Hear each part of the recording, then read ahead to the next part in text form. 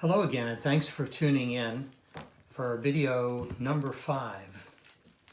Today I'd like to talk to you about something that's very central to Christianity, that if we would all just look at this and focus on this, we would all be better Christians.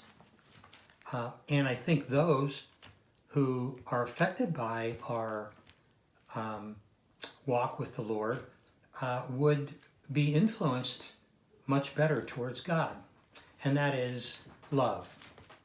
Now, the Bible is a very thick book, and Moses had at least 613 precepts or laws. That's pretty tough to try to figure out how you're going to obey those things. David boiled it down to 11 commands. Isaiah did it in 6 commands. And of course, Micah did it in 3 commands when he said it's to do justice, to love mercy, and to walk with your God. Justice, mercy, and faithfulness. But it was when Jesus walked the earth that he was questioned about that. In fact, a lawyer came to him. This is in Luke chapter 10. A lawyer came to him and tested Jesus by saying, "Teacher, what should I do to inherit eternal life?" In another case, the question was, "Teacher, what is the greatest commandment in the law?" Trying to get him to slip up somehow. Well, Jesus turned it back and says, what's written in the law? And how do you read it? You're a lawyer. So the lawyer answered, you shall love the Lord your God with all your heart, all your soul, all your strength, and all your mind, and your neighbor as yourself. Jesus answered in the same way when someone else asked him. Basically, it comes down to Jesus called it one, part A and part B, because they were so interconnected. The first one is to love God, and the second one is to love your neighbor as yourself. Now, I'll show you how they go together, and you can't separate them. First of all, loving God, John interpreted what that meant in 1 John 5:3. He said, "For this is the love of God, that we keep his commandments," that we do what he says. If you're a child and you love your father, you're going to do what your father tells you to do, naturally, because you love him. And we are to do the same with God. Now, I really wanted to focus on part B of the question, the greatest commandment. James calls it the royal law, to love your neighbor as yourself. It's called the law of love, that if you follow the law of love, all the other commandments are going to fall in place. And just a quick definition of really loving someone, John 15, Jesus said, "This is my commandment, that you love one another as I have loved you. And greater love has no man than this, that a man lay down his life for his friends." And that friends applies to neighbors and others. What that means is putting other people before us. That's hard to do. Now, how do we do this since it is so hard to do? Well, John helped us out there because he talked about the fact that when we recognize God's love for us, when he sent his only son into the world that we might live through him, and when we recognize God's love is there whether we recognize it or not. But when we recognize God's love, then we are compelled to love others and to realize God's love in others. So it's kind of a vertical driver. From God, his love to us recognized, then we share that love with others as a realized response. Paul says that all the commandments in the Bible are summed up in this word, you shall love your neighbor as yourself. Now that's well, and that's good, but there was another issue that the lawyers had with Jesus. Should I say Jesus had with them? They answered correctly that you're to love your neighbor as yourself. But then Jesus knew that they weren't thinking about their neighbor the correct way. And so therefore, he gave them a parable. We call it the parable of the Good Samaritan.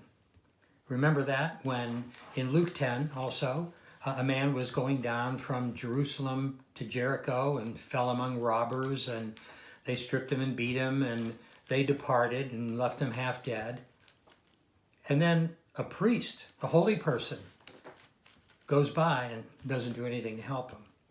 Later on, a Levite, another holy clan of Jerusalem, went by and didn't help him.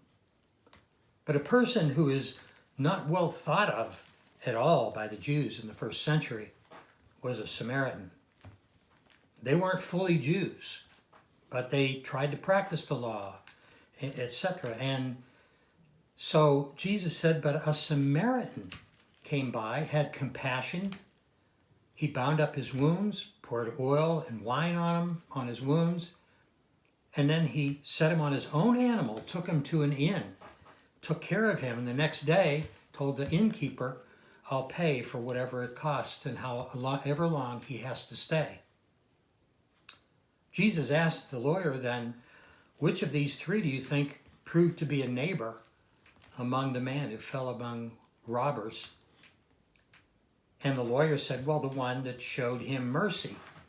And Jesus told him, go and do likewise. So here's the issue. The issue is, when you boil it down, our lives as Christians are to be to understand, to know the love of God, to love him by doing his commands, by continuing to seek him. And from that love, we respond in a compelling way to love our brothers, to love our neighbors, to love our friends. So the final question is, who is it? I mean, certainly he can't mean someone who has really done you wrong or someone who intends to do you wrong. No, he can't mean that. It's got to be those people who, like family and maybe fellow church people and things like that. That's not at all true, though.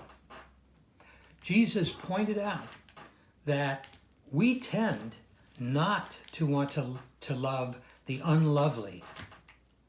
In fact, he said in Luke 6:35, love your enemies. I mean, those are people that want to do you wrong, and you're going to love them. You're going to put them before you, and you're going to show them your love. Now, when you lay down your life for a friend or for someone, it doesn't mean you die. It just means that maybe you set aside your time and you use that time for your friend. Or maybe instead of buying yourself something, you take that money and you help someone else who is in need. Now the world calls that altruistic, meaning doing things for someone with no expectations. But if you don't do that from the love of God that compels you, then it's not the perfect love. You see, the Bible defines several types of loves. A few of them, one of them is a philo, or brotherly love, which we naturally have for those around us, or storge, a family love. But he's talking about an agape love. It's God's perfect or unconditional love. So we're to love in the range of our enemies, and also in Hebrews 13 it says we're supposed to show hospitality and love to strangers. We never do that. I don't know that person. Maybe he doesn't look like me. Maybe he doesn't do the things I do. And yet, Jesus tells us we're to love a wide range of people, not just the people that we think we typically want to love. Reciprocation is the word.